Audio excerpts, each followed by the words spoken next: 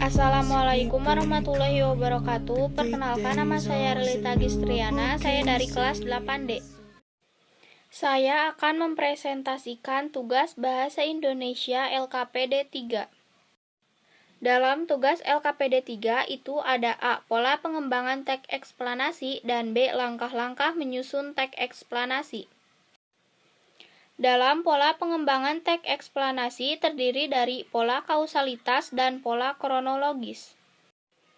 Dalam pola kausalitas itu menjelaskan tentang sebab akibat. Biasanya terdapat kata-kata seperti diakibatkan, oleh sebab itu, karena, sehingga, dan lain-lain.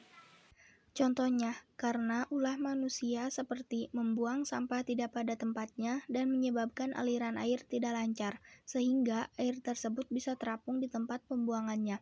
Semakin lama, semakin menguap tinggi dan keluar, sehingga mengenai daratan dan menyebabkan banjir.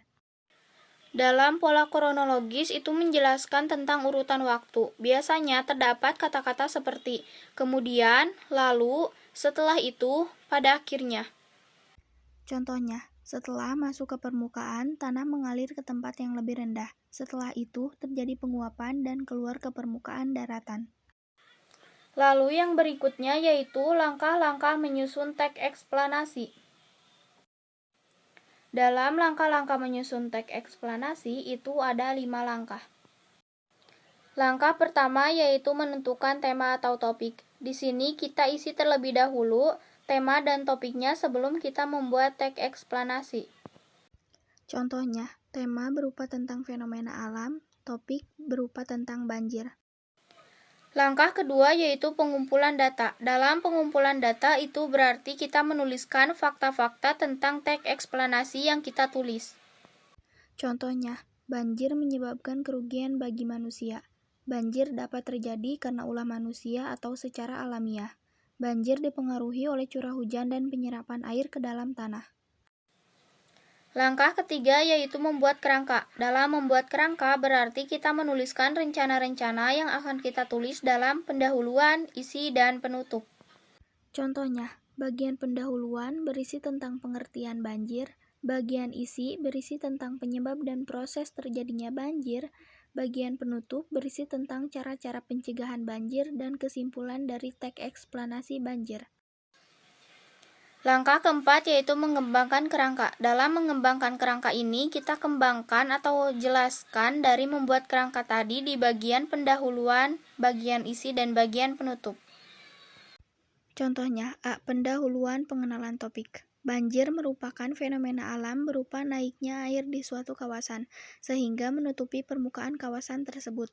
Banjir juga bisa dilihat sebagai bagian dari siklus hidrologi, yaitu bagian air di permukaan bumi yang menuju ke laut. Melalui siklus hidrologi tersebut, kita melihat bahwa banyaknya air di permukaan bumi dipengaruhi oleh curah hujan dan penyerapan air ke dalam tanah. B. Isi urutan sebab akibat. Secara alamiah, banjir disebabkan oleh terjadinya hujan lokal dan propagasi limpasan dari daerah hulu pada satu daerah tangkapan.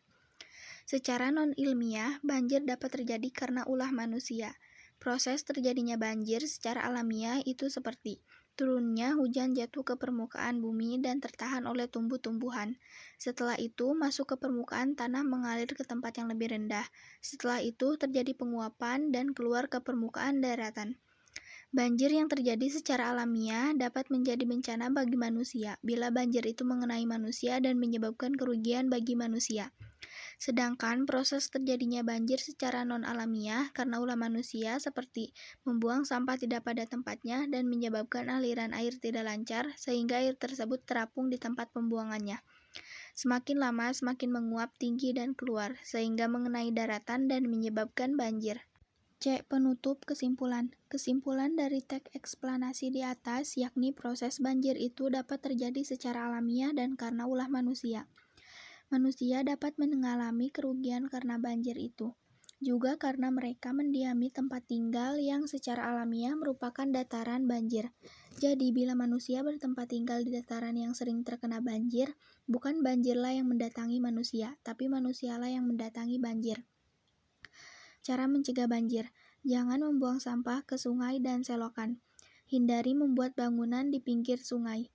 tebang pilih dan reboisasi, memperbanyak lahan terbuka hijau, menjaga dan membersihkan saluran air secara rutin.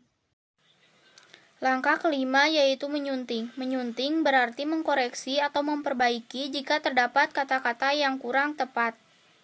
Contohnya, semakin lama semakin menguap tinggi dan keluar, sehingga mengenai daratan dan menyebabkan banjir. Disunting menjadi, semakin lama semakin menguap, setelah itu tinggi dan keluar, sehingga mengenai daratan dan menyebabkan banjir. Terakhir yaitu teks eksplanasi utuh. Dalam teks eksplanasi utuh berarti kita menggabungkan atau menuliskan kembali dari mengembangkan tadi di bagian pendahuluan, isi, dan penutup.